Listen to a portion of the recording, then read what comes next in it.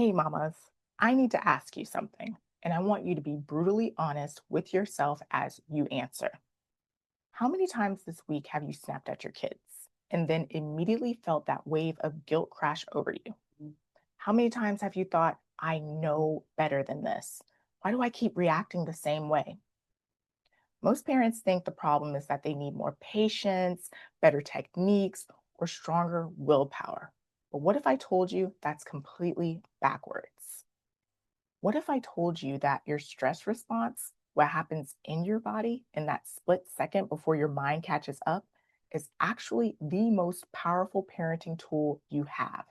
And the reason you keep repeating patterns you swore you'd never repeat has nothing to do with your character and everything to do with your body's ancient alarm system.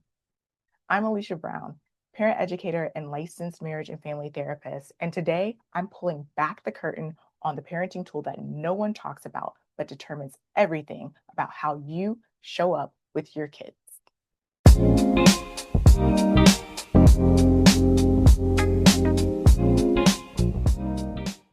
Let me tell you about Sarah. Beautiful mom, two kids, reads all the conscious parenting books. She knows she should validate feelings, use calm voices, create connection before correction. She knows all of this. Yesterday morning, her 6-year-old spills juice all over her work papers. In point 0.2 seconds before she can even think, her voice shoots up 3 octaves and she yells at her kid, "Are you kidding me right now?" The kid's face crumbles, and she immediately feels that familiar punch of guilt. "I'm sorry, honey. Mommy shouldn't have yelled, but the damage is done to both of them." And here's what Sarah doesn't understand: this has nothing to do with her willpower. This has everything to do with what happened in her body in those crucial milliseconds before her conscious mind came online. See, most parents are trying to change their reactions without understanding what creates the reaction in the first place. It's like trying to stop a house fire with a spray bottle while ignoring the gas leak that's feeding the flames. Your body's alarm system, that rush of heat when you want to fight, that urge to escape when you feel overwhelmed, or that frozen feeling where you can't think, doesn't distinguish between a real emergency and a sippy cup full of milk hitting your laptop. It just knows threat detected, survival mode on. And here's the kicker: once your body's alarm system is activated, the part of you that holds all your beautiful parenting intentions goes completely offline. You literally cannot access the calm, connected parent you know you are when your body thinks you're under attack. So you end up parenting from that primal part of you that's just trying to survive. And guess what lives there?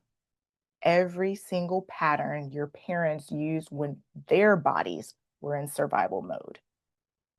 This is why you hear your mother's voice coming out of your mouth. This is why you swore you'd never yell, but you keep yelling. This is why all the parenting books in the world won't help you if you don't understand what's happening in your body first.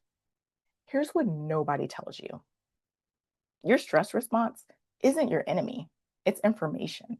And once you understand how to read that information, everything changes. Think of your body's alarm system like a smoke detector. When it goes off, you don't get mad at a smoke detector. You don't try to teach it to be quieter. You figure out where the smoke is coming from. But here's where it gets really interesting. Most parents think their stress response is triggered by their kid's behavior. My kid threw a tantrum, so I got activated. But that's not how it works. Your stress response is triggered by the meaning you make about your child's behavior. And that meaning, it was programmed years ago, probably when you were your child's age. I'll never forget the day I realized this. My daughter was having a complete meltdown in Target. You know the one, where you can feel every single person judging your parenting. My heart was racing, my face was burning, and I could feel myself about to lose it. But then I caught something. The story running in my head wasn't about her behavior. It was, everyone thinks I'm a terrible mother. I can't control my own kid. I'm failing right now. That story, that fear of being seen as inadequate, that's what set off my body's alarm system, not her tantrum, my ancient fear of not being good enough. And here's the profound part: your stress response is actually trying to protect something precious. For me, it was trying to protect my sense of worth. For Sarah, with the spilled juice, it might have been protecting her sense of control in a life that feels chaotic. Once you understand what your stress response is trying to protect, you can work with it instead of against it. You can thank it for the information and then choose your response from consciousness instead of reactivity. This is the difference between parents who break cycles and parents who repeat them. It's not about having better kids or easier circumstances. It's about understanding your inner world well enough to stay present when things get hard. But here's what most parents miss: recognizing when your body's alarm is going off is only step one. There's a whole process for working with your internal responses that most people never learn. See, there are actually three levels to mastering your stress response as a parenting tool. Level one is learning to catch that moment when your body starts to take over before you react. Most parents are trying to manage their reactions after they've already gone off. That's like trying to unring a bell. Level two is understanding what each type of activation is trying to tell you. That surge of anger might be protecting your boundaries. That urge to escape might be protecting your energy. And that frozen feeling might be protecting you from overwhelm.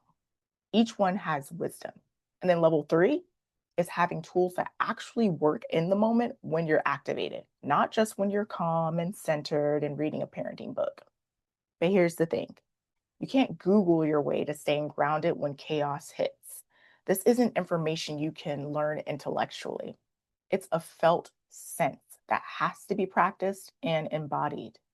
It's like learning to ride a bike. You can read every book about balance and momentum, but until you get on that bike and feel it in your body, you're not really riding. And this is why most conscious parents stay stuck.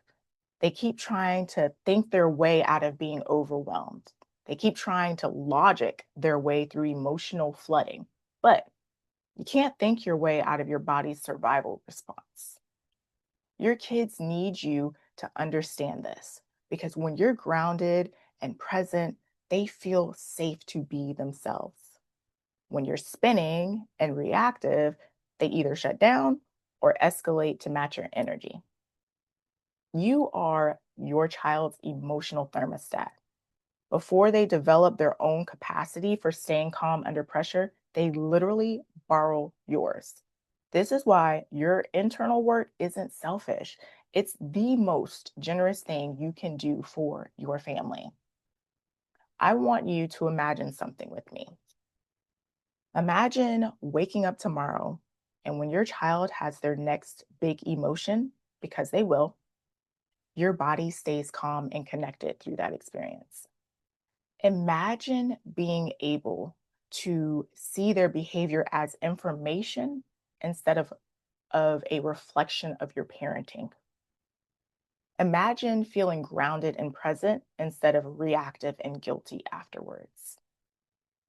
Imagine your kids growing up knowing they can bring their biggest feelings to you and you won't lose yourself in the process, and that they're safe to be human because you know how to stay human too. This isn't fantasy world. This is what happens when you learn to use your stress response as information instead of letting it use you. See, the day I stopped seeing my activation as a character flaw or me failing as a parent and started seeing it as data about what needed healing in me, that's the day everything changed. Not just in my parenting, but in my entire relationship with myself. And if you're sitting here thinking, I need this, I'm so tired of reacting instead of responding, I'm ready to end this cycle, then I have something special for you. I am getting ready to open up spots to my Break the Cycle Insider workshop, which is a deep dive session where I will be revealing the number one pattern that keeps conscious parents stuck in reactive cycles, and it's not what you think.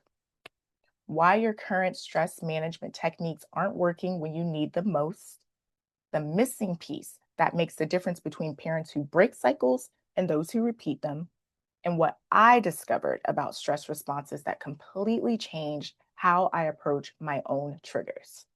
This workshop is designed to give you the clarity and awareness you need to finally understand what's really driving your reactions. Because here's the truth: you can't transform what you can't see clearly. This is the foundational work that changes everything. And that's what this workshop will show you. So before I go, I want to leave you with something important. Your stress response isn't broken. It's not something wrong with you that needs to be fixed. It's information that needs to be understood.